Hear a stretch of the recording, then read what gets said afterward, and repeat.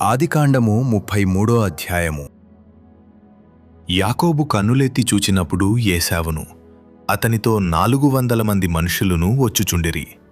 అప్పుడతడు తన పిల్లలను లేయా రాహేలులకును 2 దాసీలకును పంచి అప్పగించెను.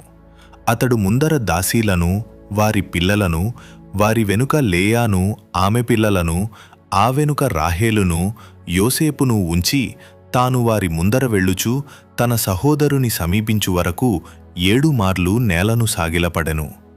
అప్పుడు ఏశావు అతనిని ఎదుర్కొన పరుగెత్తి అతనిని కౌగలించుకొని అతని మెడమీద పడి ముద్దు పెట్టుకునెను. వారిద్దరూ కన్నీరు విడిచిరి. ఏశావు కన్నులెత్తి ఆ స్త్రీలను పిల్లలను చూచి, వీరు నీకేమి కావలెను అని అడిగినందుకు అతడు, వీరు దేవుడు నీ సేవకునికి దయచేసిన పిల్లలే అని చెప్పెను. అప్పుడు ఆ దాసీలును వారి పిల్లలును దగ్గరకు వచ్చి సాగిలపడిరి. లేయాయు ఆమె పిల్లలును దగ్గరకు వచ్చి సాగిలపడిరి. ఆ తరువాత యోసేపును రాహేలును దగ్గరకు వచ్చి సాగిలపడిరి. ఏశావు, నాకు ఎదురుగా వచ్చిన ఆ గుంపంతయు ఎందుకు అని అడుగగా అతడు, నా ప్రభువు కటాక్షము నా మీద వచ్చుటకే అని చెప్పెను. అప్పుడు ఏశావు, సహోదరుడా, నాకు కావలసినంత ఉన్నది నీది నీవే ఉంచుకుము అని చెప్పెను. అప్పుడు యాకోబు, అట్లు కాదు, నీ కటాక్షము నా మీద నున్న ఎడల చిత్తగించి నా చేత ఈ కానుక పుచ్చుకొనుము. దేవుని ముఖము చూచినట్లు నీ ముఖము చూచితిని.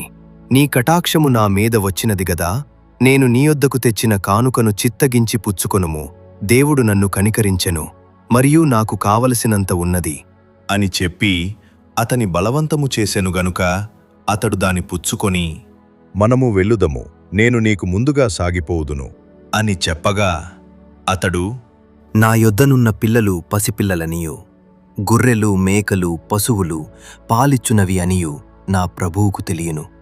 ఒక్క దినమే వాటిని వడిగా తోలిన ఎడల ఈ మంద అంతయు చచ్చును. నా ప్రభువు దయచేసి తన దాసునికి ముందుగా వెళ్ళవలెను. నేను నా ప్రభువునొద్దకు శేయీరునకు వచ్చువరకు నా ముందరనున్న మందలు నడువగలిగిన కొలదిని, ఈ పిల్లలు నడువగలిగిన కొలదిని వాటిని మెల్లగా నడిపించుకుని వచ్చెదను అని అతనితో చెప్పెను. అప్పుడు ఏశావు, నీకిష్టమైన ఎడల నా యొద్దనున్న ఈ జనులలో కొందర్ని నీయొద్ద విడిచిపెట్టుదును అని చెప్పగా అతడు, అది ఎలా? నా ప్రభువు కటాక్షము నా మీద నుండనిమ్ము అనెను. ఆ దినమున ఏశావు తన త్రోవను శేయీరునకు తిరిగిపోయెను.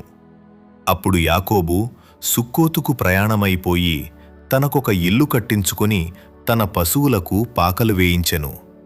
అందుచేత ఆ చోటికి సుక్కోతు అను పేరు పెట్టబడెను. అట్లు యాకోబు పద్దనరాములో నుండి వచ్చిన తరువాత కనాను దేశములోనున్న షెకేమను ఊరికి సురక్షితముగా వచ్చి ఆ ఊరి ముందర తన గుడారములు వేసెను. మరియు అతడు తన గుడారములు వేసిన పొలము యొక్క భాగమును షెకేము తండ్రి అయిన హమోరు కుమారుల యొద్ద 100 వరహాలకు కొని అక్కడ ఒక బలిపీఠము కట్టించి దానికి ఏల్ ఎలోహేయి ఇస్రాయేలు అను పేరు పెట్టెను.